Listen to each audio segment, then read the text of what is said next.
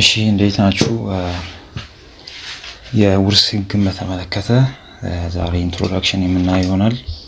ሌሎችን ክፍሎችንም እንቀጥላለን። ስለዚህ ሎው ኦፍ ሳክሴሽን ዛሬ ኢንትሮዳክሽን ራፍሊ እናያለን። ምንን አካቷል የሚለውን ምን ይመስላል ሎው ኦፍ ሳክሴሽን የሚለውን ነገር ማለት ነው።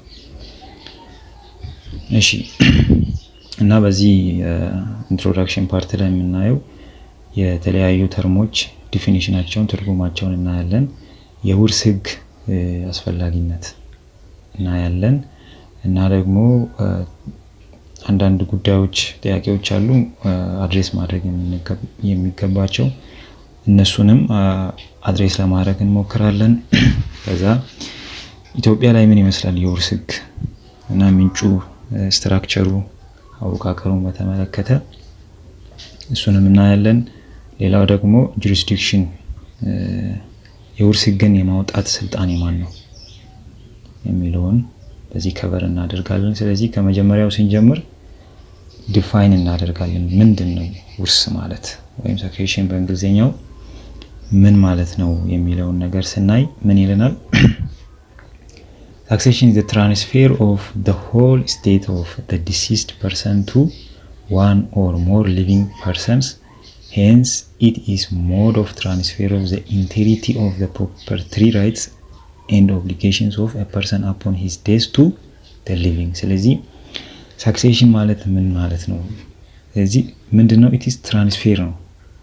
so ማስተላለፍን ነው የሚያመለክት። ምንን ነው የሚያስተላልፈው? the whole estate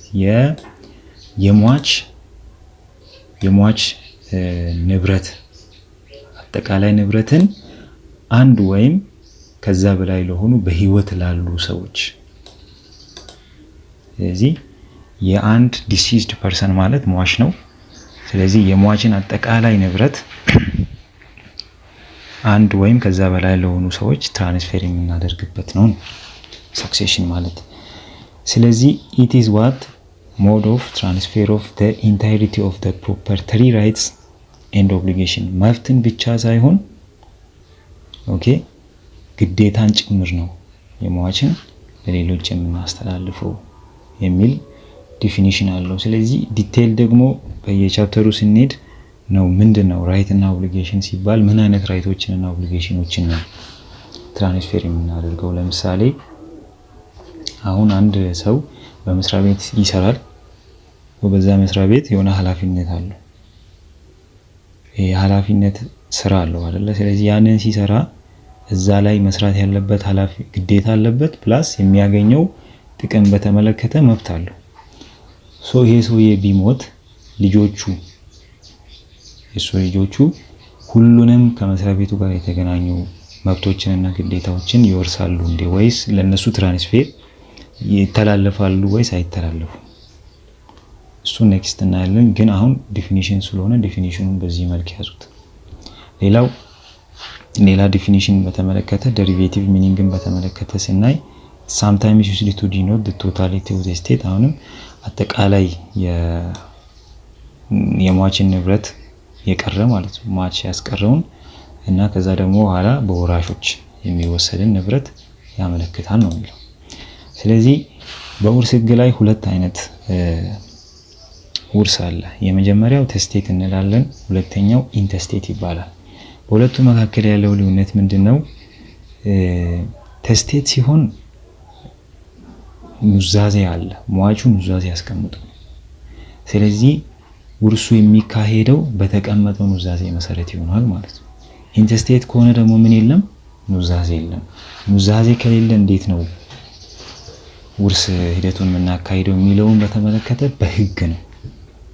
ህግ መጀመሪያ ህግ ቅድሚያ የሚሰጠው ለኑዛዜ ነው። ኑዛዜ ካለ በኑዛዜው መሰረት ያ ምንድነው? ቴስቴት ነው። ኑዛዜ ከሌለ ግን በዚህ መሰረት ይካሄዳል ብሎ ህግ ያስቀመጠው ነገር አለ።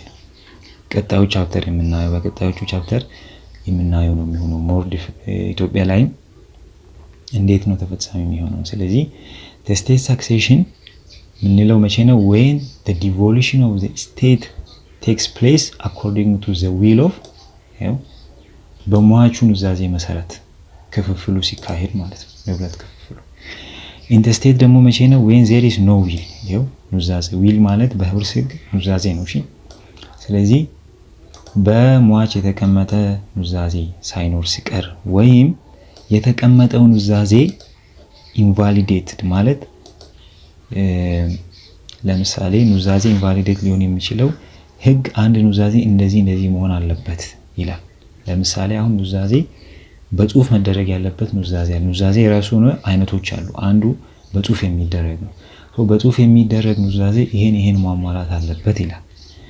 ይህንን ሳያሟላ የተደረገ ኑዛዜ ካለ በህግ ፊት ተቀባይነት የለውም። ምን ሆኗል ማለት ነው? ኢንቫሊድ ሆኗል። ስለዚህ በዚህ ጊዜም በህግ ዲቮሉሽኑ ውርስ ክፍፍሉ የሚካሄደው በምንድነው? በህግ ነው። by the operation of the law። ስለዚህ in the state ሊሆን የሚችለው በሁለት መንገድ ነው። አንደኛ ሙሉ በሙሉ ኑዛዜ ከሌለ፣ ሁለተኛ ያለው ኑዛዜ በህግ ፊት ቫሊድ ካልሆነ ሳይሆን ሲቀር by operation of the law ዲቮሉሽኑ ይካሄዳል ማለት ነው። ስለዚህ በተስቴት እና በኢንተስቴት መካከል ያለው ልዩነት ይሄ ነው። ሌላው law of succession። ስለዚህ succession እንደዚህ አይነት ዲፊኒሽን ካለው የውርስ ህግ ነው። ውርስ እንደዚህ ነው ካለን ውርስ ህግ ደግሞ ምንድነው? በቀላል አማርኛ የውርስ ህግ ማለት አሁን ያየናቸውን ተስቴት ኢንተስቴት የተባሉትን ፕሮሰሶች ሂደቶችን ገቨርን የሚያደርግ የሚገዛ ህግ የውርስ ህግ ተብሎ ይጠራል ማለት ነው በቀላሉ።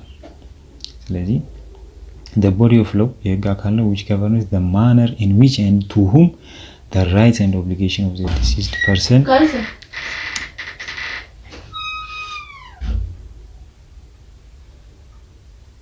the body of the law which governs the manner in which and to whom the rights and obligation of the deceased person should pass። ስለዚህ በምን አይነት መንገድ ነው ኦኬ የሟች መብትና ግዴታ በምን አይነት መንገድ ነው ፕላስ ለማን ነው የሚተላለፈው የሚለውን ገቨርን የሚያደርግ ነው የውርስ ህግ በቀላል አማርኛ። ሌላው የውርስ ህግ አስፈላጊነት በተመለከተ ዓላማውን እናያለን።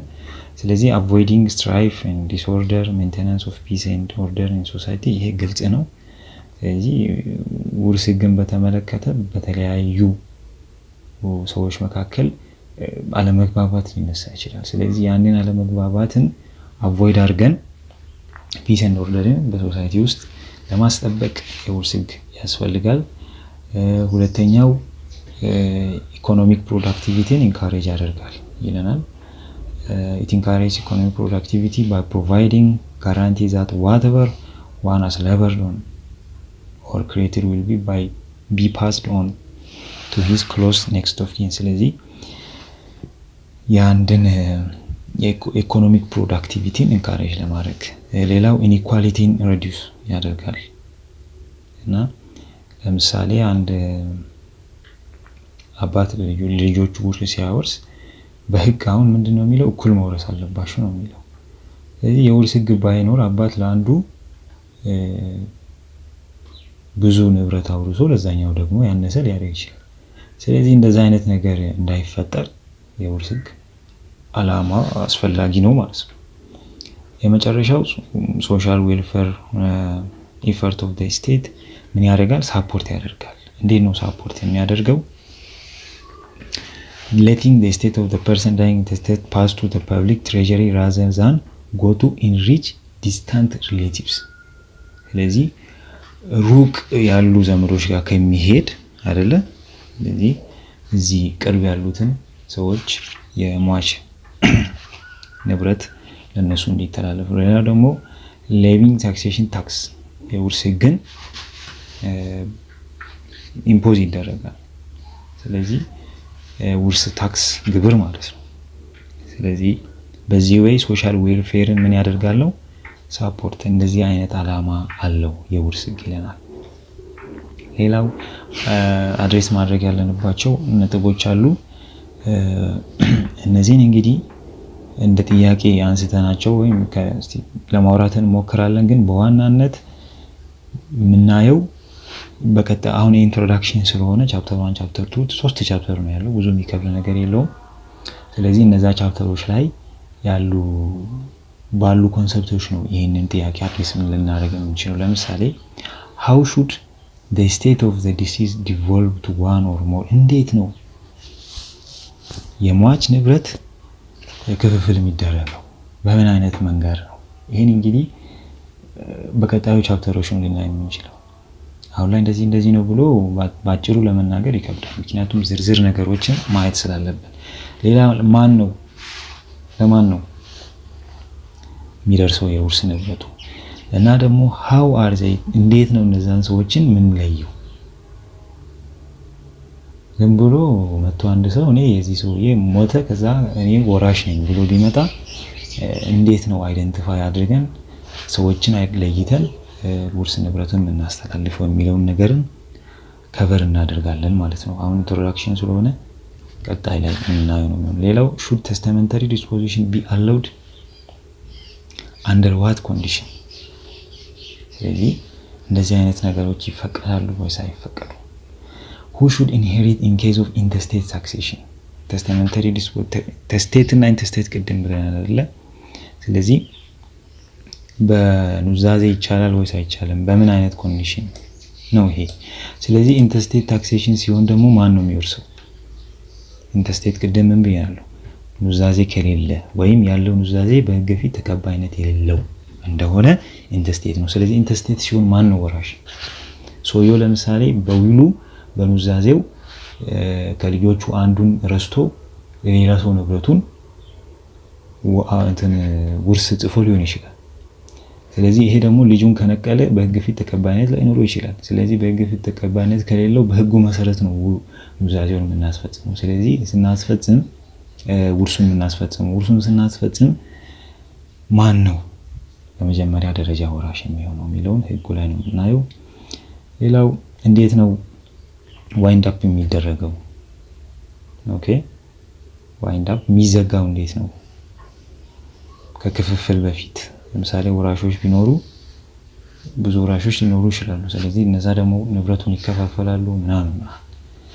እንዴት ነው መጨረሻ ላይ ዋይንድ አፕ የሚደረገው? the manner of partition የንብረት ክፍፍሉ እንዴት ነው የሚካሄደው የሚለውንም አድሬስ እናደርጋለን ማለት ነው በዚህ በውርስ ሕግ ትምህርት። ወደ ኢትዮጵያ እንምጣ። ሶርስን በተመለከተ ለምሳሌ መጀመሪያ ሶርስን በተመለከተ የውርስን አካሄድ ወይም ፕሮሰስ ገቨርን የሚያደርጉ ሕጎችን እናያለን መጀመሪያ። ስለዚህ አንደኛውና ቀደመው ፍትሐ ብሔር ሕግ ነው አይደለ? የኢትዮጵያ ሲቪል ኮድ ነው።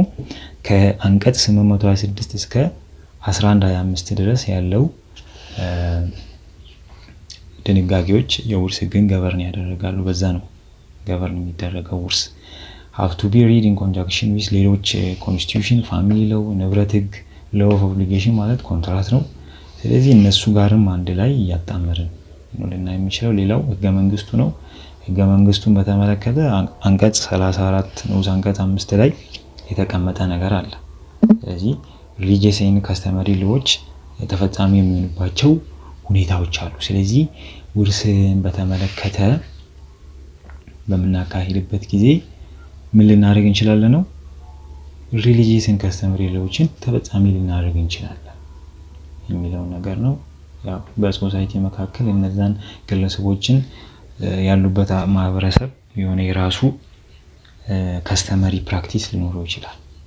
ስለዚህ ያንንም ተፈጻሚ የምናደርግበት ሁኔታዎች አሉ ከኮንስቲቱሽኑ ጋር በማይጣረስ መንገድ። እሺ እዚህ ጋር ጥያቄ አለ። አሁን ካያችሁት መሰረት እና በኢትዮጵያ ላይ የውርስ ሕግን የማውጣት ስልጣን የማን ይመስላችኋል? የፌደራል ነው ወይስ የክልል?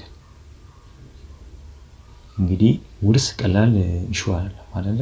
በጣም አከራካሪ ነው። ፍርድ ቤት ብዙ መዝገብ ይቀርባል። እናትና ልጅ ይከራከራሉ። አባትና ልጅ ሲከራከር ልታገኙ ትችላላችሁ። ወንድምና ወንድም፣ እህትና እህት፣ ወንድምና እህት ሲከራከር። ስለዚህ ይሄንን ከባድ የሆነ ጉዳይ ማን ነው ሕግ ሊያወጣ የሚችለው? ስልጣን ያለው ለማን? ይሄ ለእናንተ አሳይመንት ነው፣ አስቡበት። ከቻላችሁ በኮመንት ወይም በኢንቦክስ አስቀምጡ መልሱን። ሌላው ስትራክቸር ነው። መዋቅሩን በተመለከተ ጀነራል እና ስፔሻል ፕሮቪዥን ተብሎ ነው የተቀመጠው።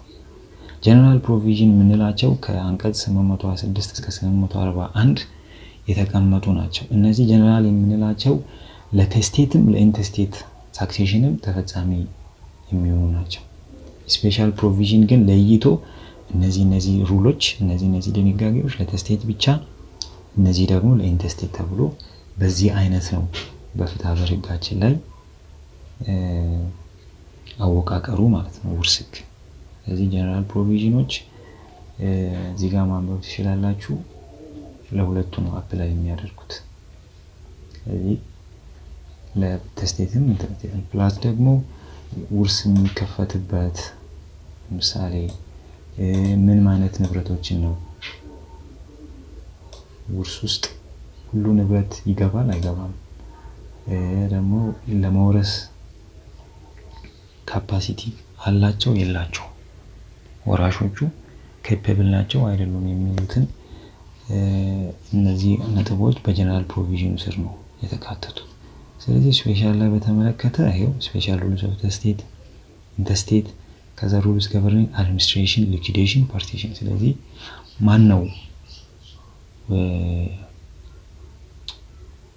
ማስተዳደር ያለበት? ለምሳሌ አንድ ሰው ቢሞት ውርስ ንብረት አለ። ስለዚህ ወራሾች መጥተው እስከሚወስዱ ድረስ ማን ነው ማስተዳደር ያለበት? ወይ ደግሞ ማጣራት ያለው ማን? ውርሱ ምን መሆን አለበት? መጣራት አለበት። ወራሹ አውራሹ እዳ አለው፣ የሚከፈል ነገር አለ፣ ከዛ ደግሞ ወደዚህ የሚመጣ ገንዘብ አለ፣ ወራሾቹ እነማን ናቸው የሚለውን ነገር ውርስ ማጣራት ሂደት አለ። ስለዚህ ይሄ እና ሶስተኛ ክፍፍል ነው፣ ንብረት ክፍፍሉ በወራሾች መካከል።